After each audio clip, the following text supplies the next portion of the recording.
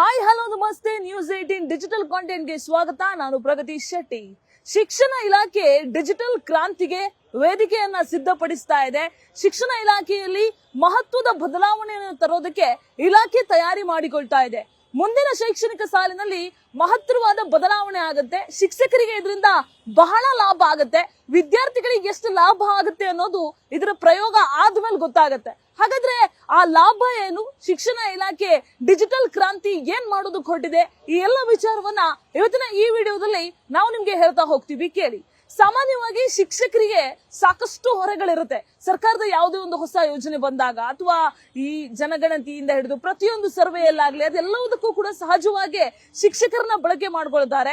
ಶಿಕ್ಷಣವನ್ನ ಮಕ್ಕಳಿಗೆ ಕೊಡುವಂತಹ ಕೆಲಸದ ಜೊತೆಗೆ ಬೇರೆ ಬೇರೆ ಕೆಲಸವೂ ಕೂಡ ಅವರಿಗೆ ಹೆಚ್ಚುವರಿಯಾಗಿ ಅವರಿಗೆ ಜವಾಬ್ದಾರಿಯಾಗಿ ಬರುತ್ತೆ. ಸೊ ಈ ಹಿನ್ನೆಲೆ ಶಿಕ್ಷಕರ ಜವಾಬ್ದಾರಿಯನ್ನ, ಶಿಕ್ಷಕರ ಮೇಲಿರುವಂತಹ ಹೊರೆಯನ್ನ ತಗ್ಗಿಸಬೇಕು ಅನ್ನುವಂತಹ ನಿಟ್ಟಿನಿಂದ ಅವರಿಗೆ ಒಂದು ಸ್ವಲ್ಪ ರಿಲ್ಯಾಕ್ಸೇಷನ್ ಕೊಡೋಣ ಅನ್ನುವಂತಹ ಒಂದು ನಿಟ್ಟಿನಿಂದ ಶಿಕ್ಷಣ ಇಲಾಖೆ ಒಂದು ಮಹತ್ವದ ಪ್ಲಾನ್ ಅನ್ನ ಮಾಡ್ಕೊಂಡಿದೆ. ಆ ಪ್ಲಾನ್ ಏನು ಅಂತ ಹೇಳ್ತಾ ಹೋಗೋದಾದ್ರೆ, ಶಿಕ್ಷಣ ಇಲಾಖೆ ಈ ವರ್ಷದ ಅಂದ್ರೆ ಮುಂದಿನ ವರ್ಷದಿಂದ 8ರಿಂದ 10ನೇ ತರಗತಿ ಓದುವಂತಹ ವಿದ್ಯಾರ್ಥಿಗಳ ಪರೀಕ್ಷೆಯ ಮೌಲ್ಯಮಾಪನವನ್ನ ಇನ್ಮೇಲೆ ಎಐ ಮುಖಾಂತರ ಮಾಡೋದಕ್ಕೆ ತೀರ್ಮಾನ ಮಾಡಿದೆ. ಇದಕ್ಕೆ ಸಂಬಂಧಪಟ್ಟ ಹಾಗೆ ಧಾರವಾಡದ VTU ಇಂದ ಈಗಾಗಲೇ ಅದಕ್ಕೆ ಸಂಬಂಧಪಟ್ಟಂತಹ ತಂತ್ರಜ್ಞಾನದ ರೆಡಿ ಕೂಡ ಆಗ್ತಾ ಇದೆ, ಪ್ರಿಪರೇಷನ್ ಕೂಡ ಆಗ್ತಾ ಇದೆ. ಎಲ್ಲವೂ ಅಂದುಕೊಂಡಂತೆ ಆದ್ರೆ ಮುಂದಿನ ವರ್ಷ, ಮುಂದಿನ ಶೈಕ್ಷಣಿಕ ಸಾಲಿಗೆ ಈ ಎಐ ತಂತ್ರಜ್ಞಾನ ಮಕ್ಕಳ ಮೌಲ್ಯಮಾಪನ ಮಾಡುವಲ್ಲಿ ಅನುಷ್ಠಾನ ಆಗತ್ತೆ.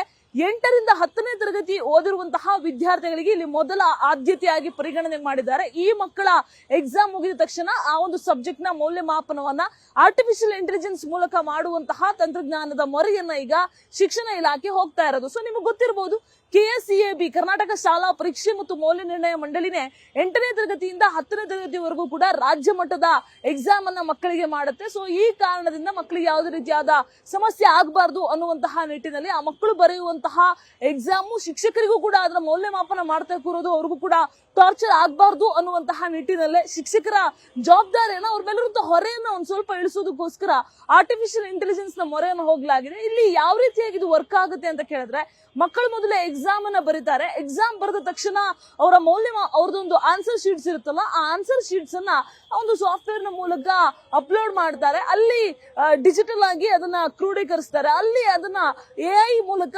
ವ್ಯಾಲ್ಯೂಯೇಷನ್ ಆಗುತ್ತೆ. ಅದಾದ ಮೇಲೆ ಶಿಕ್ಷಕರು ಅದನ್ನ ಒಂದ್ಸಲ ನೋಡ್ತಾರೆ, ಕಣ್ಣಾಡಿಸ್ತಾರೆ, ಸರಿ ಇದೆಯಾ ಇಲ್ವೋ ಅಂತ. ಅಂತಿಮವಾಗಿ ಟೀಚರ್ಸ್ ಕೈಲೇ ಇದು ಆ ಒಂದು ಜವಾಬ್ದಾರಿ ಇರುತ್ತೆ. ಬಟ್ ಅವ್ರ ಮೇಲಿರುವಂತಹ ಪ್ರತಿಯೊಂದು ಪೇಪರ್ನ ತಿದ್ದುತ್ತಾ ಕುತ್ಕೊಳ್ಬೇಕು, ಬೇರೆ ಬೇರೆ ಕೆಲಸ ಮಾಡ್ಬೇಕು, ಆ ಎಲ್ಲ ಹೊರೆ ಇರುತ್ತಲ್ಲ, ಅದೊಂದು ತಕ್ಕ ಮಟ್ಟಿಗೆ ಕಡಿಮೆ ಆಗಿದೆ. ಅದ್ರ ಜೊತೆಗೆ ಡಿಜಿಟಲೀಕರಣ ಆಗ್ತಾ ಇರುವಂತದ್ದು, ಅಂದ್ರೆ ಆಧುನಿಕತೆಗೆ ತಕ್ಕಂತೆ ಶಿಕ್ಷಣ ಇಲಾಖೆ ಕೂಡ ಒಗ್ಗಿಕೊಳ್ತಾ ಇರುವುದು ಬಹುತೇಕ ಕಡೆ ಪ್ರಶಂಸೆ ವ್ಯಕ್ತ ಆಗಿದೆ. ಯಾಕಂದ್ರೆ ಈಗಾಗಲೇ ನಿಮ್ಗೆ ಗೊತ್ತಿರೋ ಹಾಗೆ 5 ನಿಮಿಷದಲ್ಲಿ 300 ಸೆಕೆಂಡ್ಗಳಲ್ಲೆಲ್ಲ ಎಕ್ಸಾಮ್ ಬರೆದು ರಿಸಲ್ಟ್ ಅನ್ನ ಕೊಡುವಂತಹ ಸಿಚುವೇಶನ್ ಕೊಟ್ಟಿರುವಂತಹ ಉದಾಹರಣೆಗಳು ನಮ್ಮ ಮುಂದೆ ಇದೆ. ಸೊ ಇಂತಹ ಅಪ್ಗ್ರೇಡ್ ಆಗಿರುವಂತಹ ಕಾಲದಲ್ಲಿ ಶಿಕ್ಷಣ ಇಲಾಖೆ ಕೂಡ ಈ ರೀತಿಯಾದಂತಹ ಒಂದು ತಂತ್ರಜ್ಞಾನವನ್ನ ಅಡಾಪ್ಟ್ ಮಾಡ್ಕೊಂಡ್ರೆ ಅದ್ರಲ್ಲಿ ತಪ್ಪೇನಿಲ್ಲ. ಇದರಿಂದ ಶಿಕ್ಷಕರಿಗೂ ಕೂಡ ಸ್ವಲ್ಪ ಮಟ್ಟಿಗೆ ನೆಮ್ಮದಿ ಆಗುತ್ತೆ, ಅವ್ರಿಗೂ ಕೂಡ ಸ್ವಲ್ಪ ಮಟ್ಟಿಗೆ ಕೆಲಸ ಕಡಿಮೆ ಆಗುತ್ತೆ ಅನ್ನುವಂತಹ ಅಭಿಪ್ರಾಯ ಇದೆ.